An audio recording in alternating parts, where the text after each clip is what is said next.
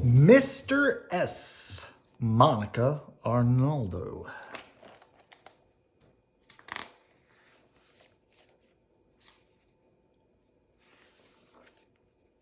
The kids in room 2B could tell something was wrong, even though it was their very first time at school.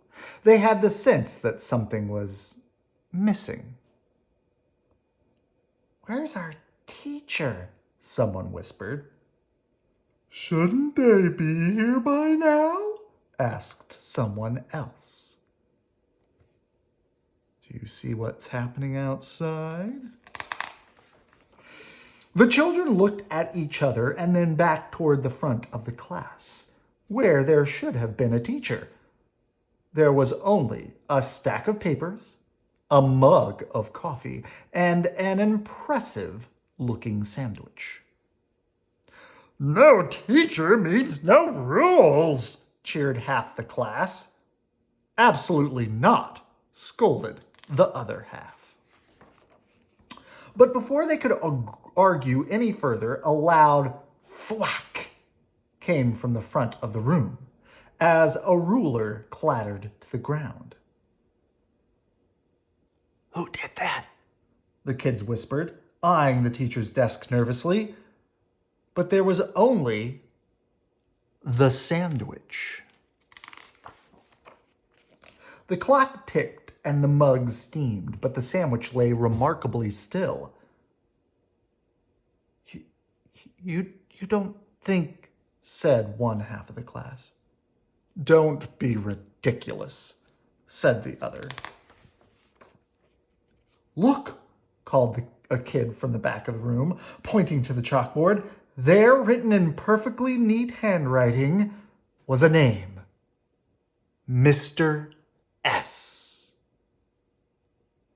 As one, the children murmured, "Mr. Sandwich." That settled it. Everyone got straight to work. "C is for club sandwich." "D is for double-decker." They moved swiftly through the day's lessons.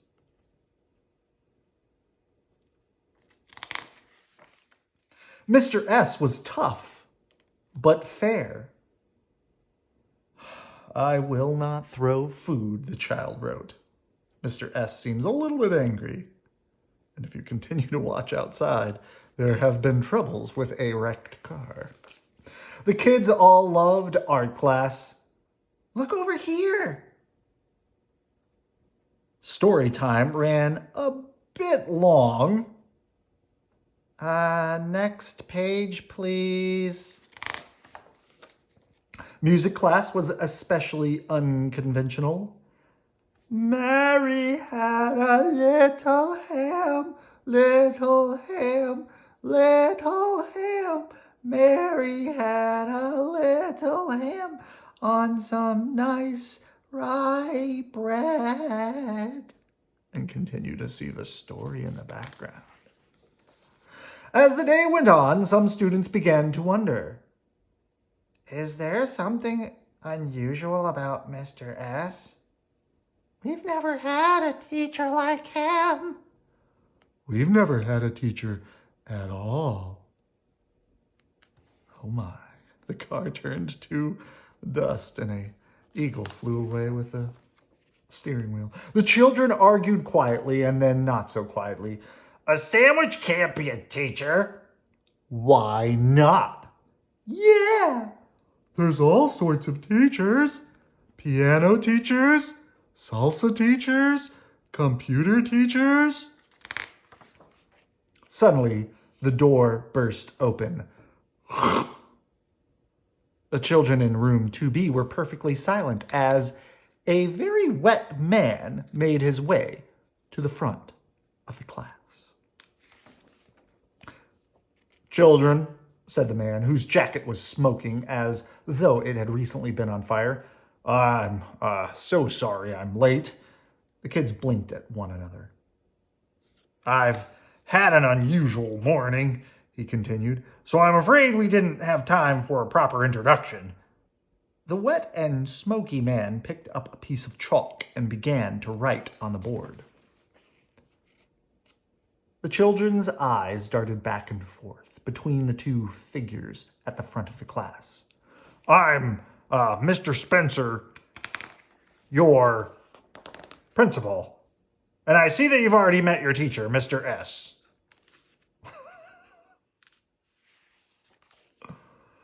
Keep up the great work, everyone. I can tell this is a special group. Looking around the room, the children had to agree. We never doubted you, Mr. Sandwich, said half the class. Well, maybe just for a minute, said the other half. Mr. S was composed as ever. That's quite all right, children, but actually my name isn't Mr. Sandwich. The S stands for...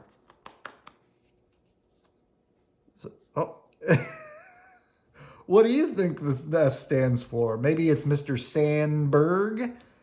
Maybe it's Mr. Sand...